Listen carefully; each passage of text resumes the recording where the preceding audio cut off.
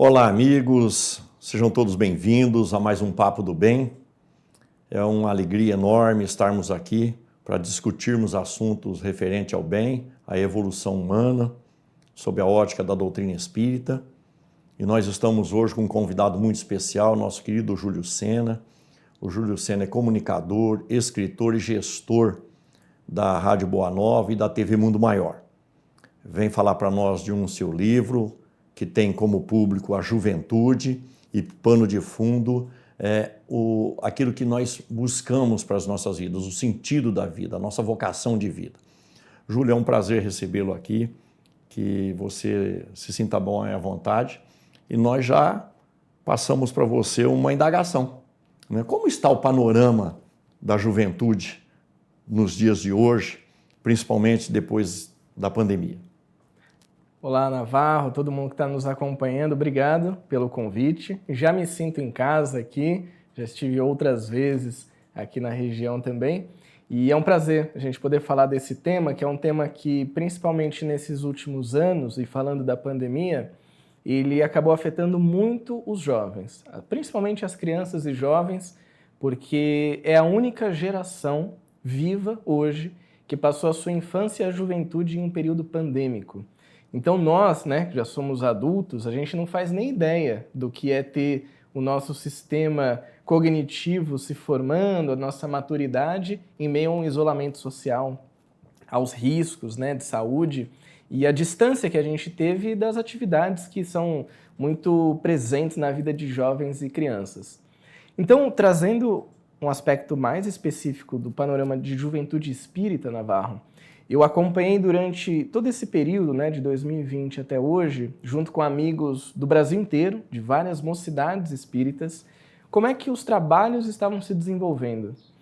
E um aspecto, talvez, o principal que eu traria aqui foi uma diminuição da participação dos jovens nas atividades das casas espíritas. As mocidades, muitas delas, minguando. Eu tive contato com mocidades que tinham 50 jovens e que a gente fez ali um encontro, um estudo que tinha 12, 10, às vezes 5. E aí isso intrigou muito a gente. Eu tenho um grupo de amigos, né, que são muito ativos na divulgação do espiritismo, principalmente no trabalho com a juventude, e a gente se indagava o porquê disso e fomos pesquisar junto aos jovens. A palavra que mais apareceu, Navarro, foi a falta de acolhimento e pertencimento. Mais do que fazer parte ali de um grupo de mocidade, estudar o espiritismo, faltava estar perto, faltava o abraço, faltava o propósito. Por que eu estou aqui? O que eu estou fazendo?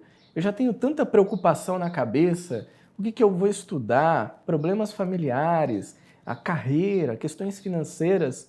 E aí eu tenho que me colocar em mais uma atividade e que nem sempre, né, esses jovens encontravam ressonância e identificação com aquele grupo.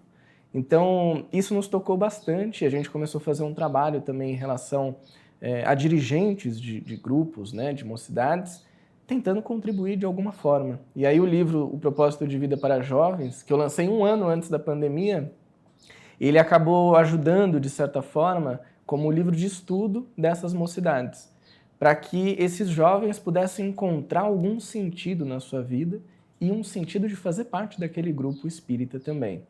Ainda é um desafio, né? Tenho conversado com o pessoal sobre isso, as mocidades estão retomando o encontro presencial e isso está trazendo de volta o pertencimento e acolhimento.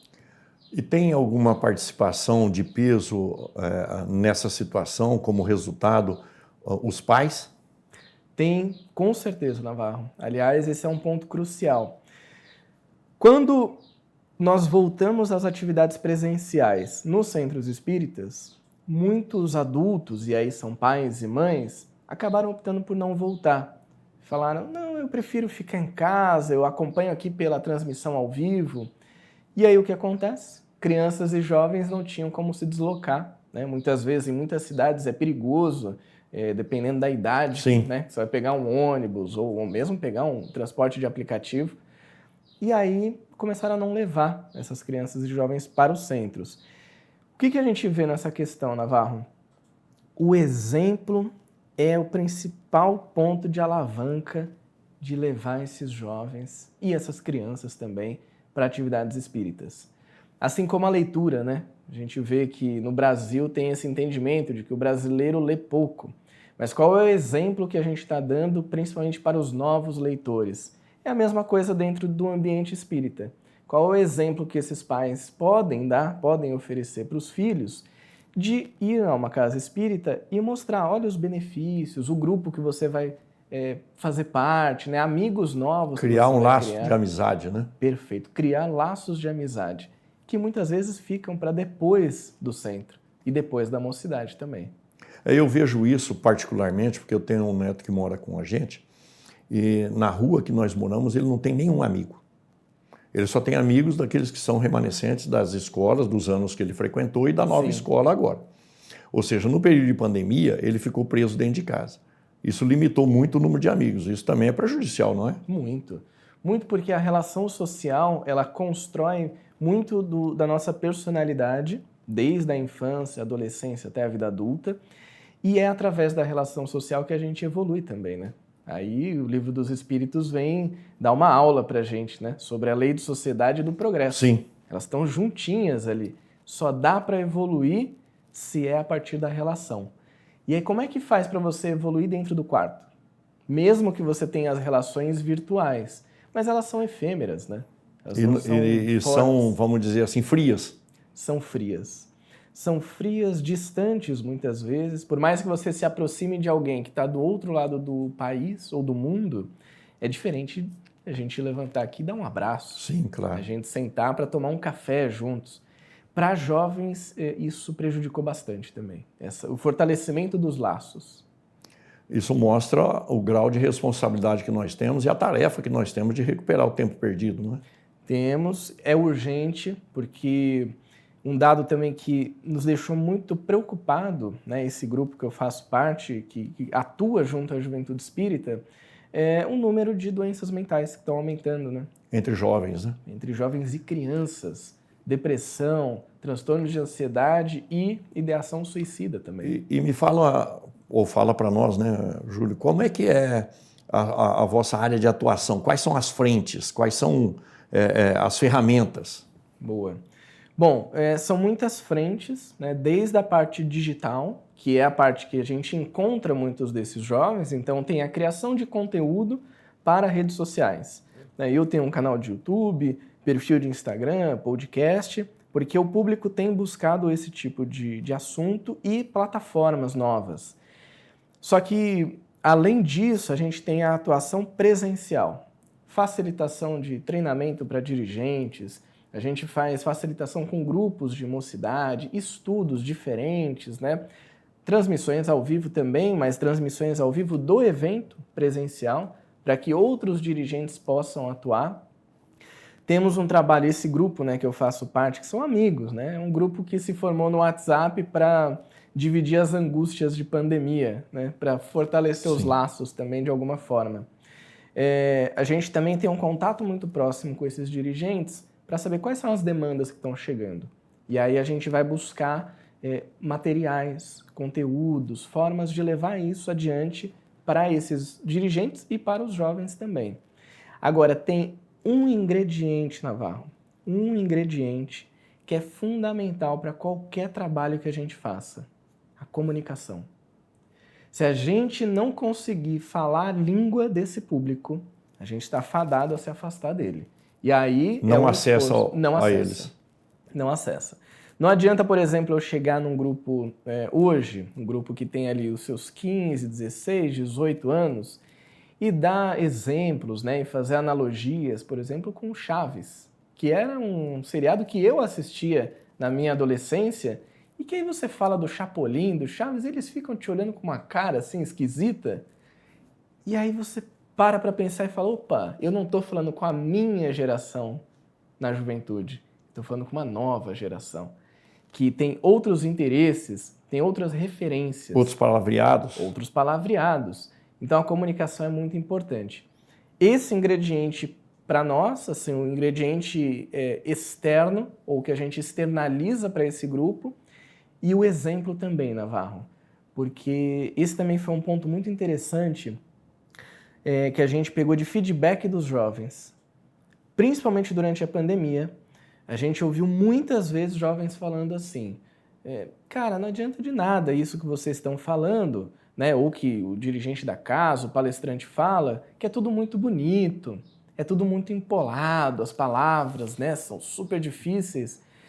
Só que o exemplo, a atitude não condiz com as falas. Ou seja, eles estão observando na prática o que é que está se fazendo. Exato. É meio comum em criança isso, né? Super. E a gente vê não só as crianças, mas também esses grupos de jovens começando a questionar. E que é ótimo, né? Sim. Faz a gente cair na realidade. Vai obrigando a gente também a rever aquilo que a gente fala e faz, ou faz e fala, né? Exatamente, o exemplo, mais uma vez, né? Desde os pais até esses dirigentes. E você percebe um crescimento de jovens se engajando nessa temática vossa, nesse trabalho vosso? Eles estão se colocando, por exemplo, como voluntários nisso? Olha, essa é uma boa pergunta, Navarro, porque eu vou te dizer que sim e não.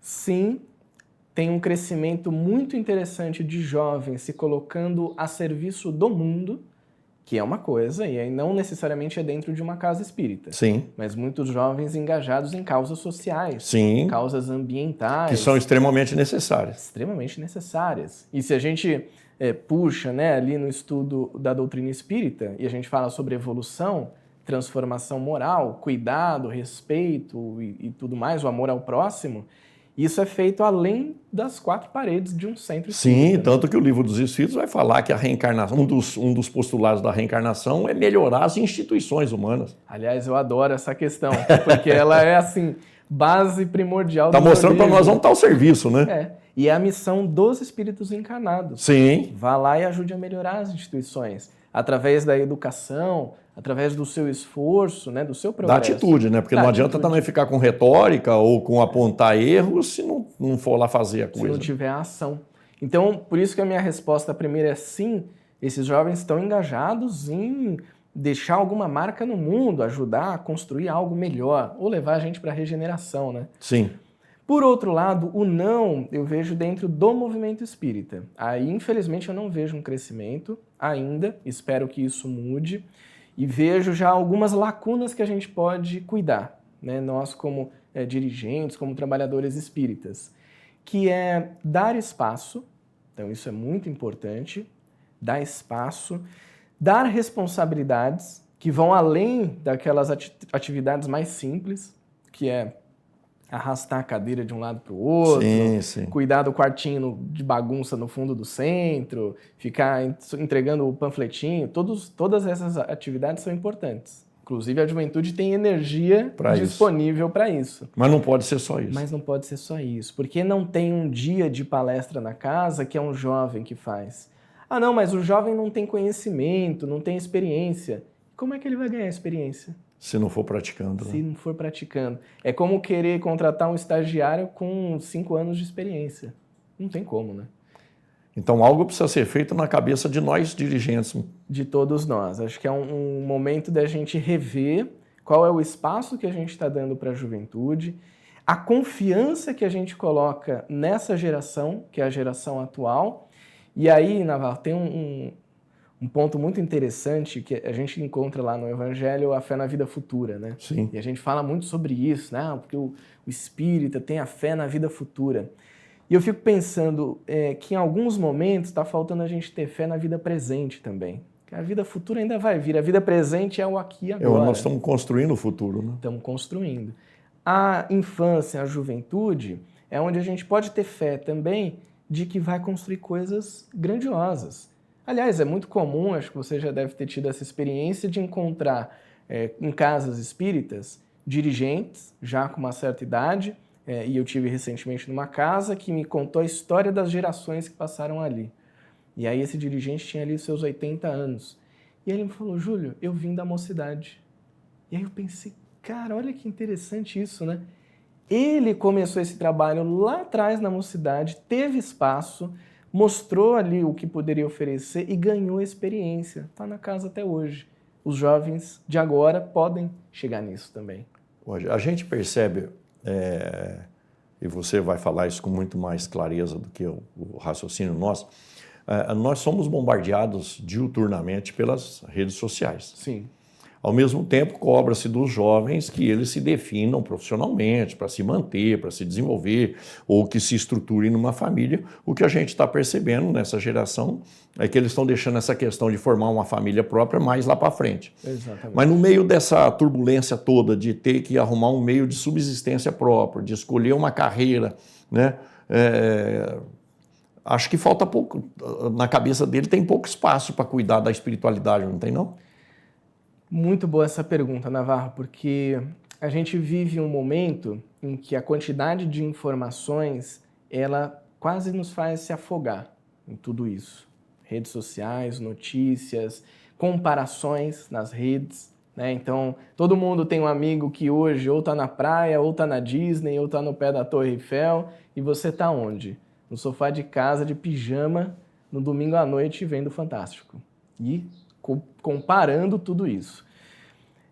Tudo isso atrelado ao momento econômico que o planeta vive. Sim. As incertezas cada vez maiores. O mundo sempre foi incerto, mas nunca foi tão Nunca incerto foi tão. como agora. E as preocupações com o futuro, carreira, profissão, dinheiro, até família, faz com que a espiritualidade muitas vezes fique de lado. E aí está, talvez, uma característica, um ponto de atenção que a gente pode colocar para mostrar que para esses jovens a espiritualidade é o que dá base e estrutura para buscar tudo isso no mundo, na Terra. Nós poderíamos dizer então que o culto do Evangelho no lar seria uma ferramenta fabulosa para os pais incutir nos filhos a questão da espiritualidade. Com certeza, uma ferramenta fortalecedora, eu diria. Né, um fortalecimento espiritual. Não só pelo exemplo, mas por aquilo que vai ser estudado ali. Sim, né? Pelo vínculo, até pela própria aproximação espiritual que isso pode trazer, né, uma tranquilização ali do ambiente, uma relação mais próxima com os pais. Uma segurança. Né? Segurança também. Em todos os sentidos. Em todos os sentidos. E quando isso é muito legal também, quando a gente estuda o espiritismo e a gente passa por situações na vida que são difíceis, são desafiadoras, e a gente vê que o Espiritismo nos ajudou a enxergar isso diferente, o primeiro impulso que a gente tem é: eu quero que mais pessoas conheçam. Eu quero que as pessoas vejam que isso pode ajudar elas. Sim. Esse é um trabalho que a gente pode fazer com os jovens. Porque a busca do futuro desses jovens é não só incerta, como a gente também não sabe no que eles vão trabalhar. É talvez uma das primeiras gerações que não sabe o que vai fazer daqui 5 anos. Mesmo porque a gente está vendo um declínio muito acentuado, né, ou até mesmo a extinção de muitas profissões. Exato. Né? E alguém já disse, ou muitos já disseram, que quem está nascendo agora vai trabalhar numa profissão que ainda não existe. Né? Então as coisas realmente são ainda impalpáveis pelo jovem. Né? Um estudo que foi feito pela Dell, que é aquela empresa de tecnologia, né, de computadores, apontou que nos próximos 10 anos, esse estudo já é um pouco mais antigo, então era até mais ou menos 2030, 60% das profissões que vão chegar nesse momento ainda não existem. Então a gente está falando aí de uma geração que vai estudar alguma faculdade, como o seu neto, né, vai escolher algum curso, mas não sabe qual é o emprego que vai ter daqui 4, 5, 6 anos. Qual vai ser a ocupação. Exato, exatamente. Ô Júlio, o que levou você a escrever esse livro especificamente? Fala um pouquinho do seu livro, da temática do livro, o que passa na sua cabeça? O que me levou a escrever esse livro, Navarro? Dúvida, angústia, as suas próprias? Incerteza, busca de propósito, uma experiência de vida que me fez entrar em 3 faculdades diferentes e mudar e não terminar nenhuma delas, começar uma carreira muito jovem numa área específica, que era a programação, e com 21 anos fazer uma transição de carreira muito cedo, né? Mas que quase me levou a um burnout. E aí eu mudei completamente da programação, da tecnologia para a comunicação, foi quando eu entrei na TV Mundo Maior. E aí desde aquela época, e aí estamos falando de quase 15 anos atrás, essa questão do propósito sempre ficou na minha cabeça. Talvez uma das dúvidas existencialistas da humanidade. O que eu vim fazer aqui, cara? Eu reencarnei, eu tô aqui, mas eu tô fazendo o quê? Eu não vou ficar aqui só jogando videogame. Queria, mas não fiquei. E aí eu comecei a estudar ler mais sobre isso, debater comigo mesmo, me questionar.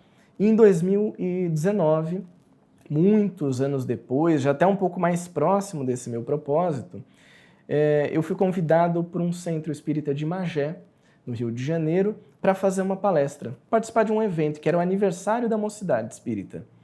E aí o meu tema era propósito de vida. Comecei a anotar ali as ideias. Eu não tenho nenhuma mediunidade ostensiva, mas naquele momento era quase como se eu ouvisse uma voz no fundo da minha cabeça falando assim: isso aí podia dar um livro. E eu, obviamente, cético, falei: até parece, né? Que livro? É só uma palestra. Bom, passam-se algumas horas, eu estava lá em São Paulo, tem o Sesc, né? E perto da minha casa tem uma unidade do Sesc. Sentei lá, fiquei 3 horas escrevendo sem parar. E eu não vi o tempo passar.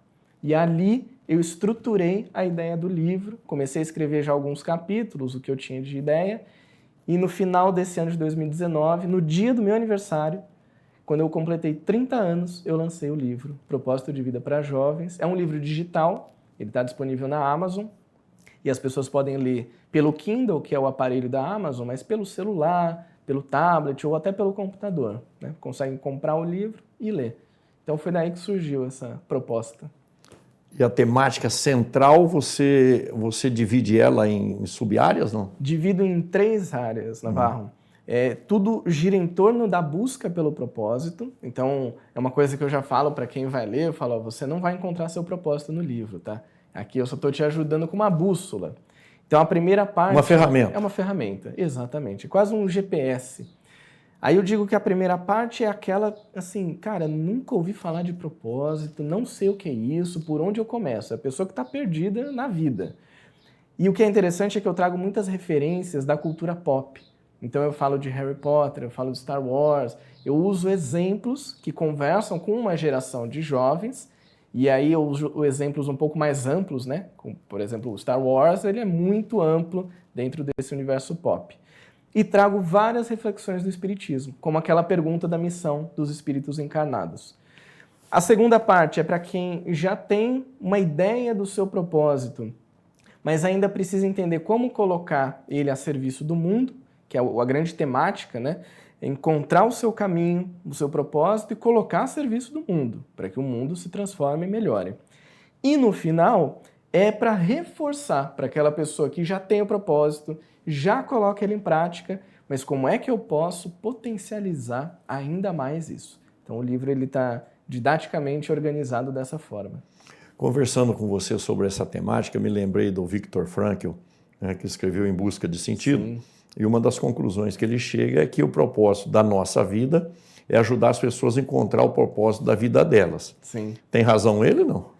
Tem, e esse rapaz está no meu livro também. O Viktor Frankl? Coloquei ele lá, várias referências. O criador da logoterapia. Da logoterapia. O livro é fantástico, né? É fantástico. E foi um livro que me ajudou muito, Navarro. Também a mim. Na minha busca pelo propósito, quando eu encontrei, eu falei, vou ler. Fiquei extremamente sensibilizado com a história dele, que é a primeira parte do livro, né? Ele sobrevivendo aos campos de extermínio durante a Segunda Guerra.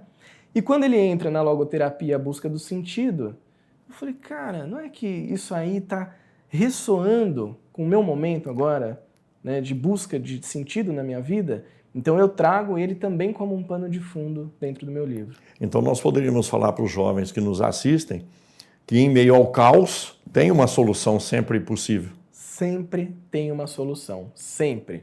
E uma coisa que eu digo também quando eu faço, né, as palestras, ou eu vou falar desse livro, é que todo mundo tem algo de bom para oferecer para o mundo. Todas as pessoas têm. O Livro dos Espíritos, na questão da missão dos espíritos encarnados, a resposta final, a última frase é: todo mundo tem uma missão, porque todo mundo pode ser útil. Então eu digo, né, para jovens que muitas vezes estão desacreditados de si mesmos, olha para você, né? Se observa. E isso é autoconhecimento na prática. A gente sempre é importante para alguém, né? Sempre. Para alguém, e eu ampliaria um pouco e diria para o mundo também. Também, lógico. Porque por consequência, né? Por consequência. Cada pessoa que está aqui, é uma analogia que eu faço no livro, é um construtor da regeneração. Então, eu estou ali colocando meu tijolo, está instalando os canos, alguém está colocando a iluminação desse prédio da regeneração. Todos nós podemos construir essa regeneração. Está nas nossas mãos tomar essa decisão, olhar para os nossos talentos e oferecer eles para o mundo. Júlio, o nosso tempo vai se extinguindo, mas nós gostaríamos de pedir para você, para fecharmos o nosso bate-papo, teríamos muito para conversar, como é que alguém que se interesse pelo seu grupo de trabalho, pelo seu trabalho, dirigentes espíritas, como é que pode te alcançar? Deixe para nós aqui uma dica. Perfeito. Então, o contato principal é pelo Instagram, né? Eu tenho uma página do Instagram que é Júlio Sena Oficial. Por ali tem vários conteúdos já prontos e eu estou voltando a publicar mais, né? E trazendo até uma visão um pouco diferente da que eu tinha anos atrás, de levar esses conteúdos de uma maneira mais leve, mais tranquila, até sem mimimi, como eu falo na minha biografia do Instagram. Então, os dirigentes que quiserem procurar, quiserem trocar figurinhas e eu aprender com essas pessoas, eles aprenderem um pouco com a nossa experiência, Júlio Sena Oficial no Instagram. A nossa gratidão, Júlio, foi um prazer enorme ter você aqui conosco. Obrigado, Espero que a gente possa estar junto novamente, futuramente. Parabéns pelo trabalho. Obrigado. Agradecemos aos queridos amigos que nos acompanham, rogando ao Senhor Jesus que nos abençoe a todos e que estejam conosco na próxima semana. Até mais, muita paz.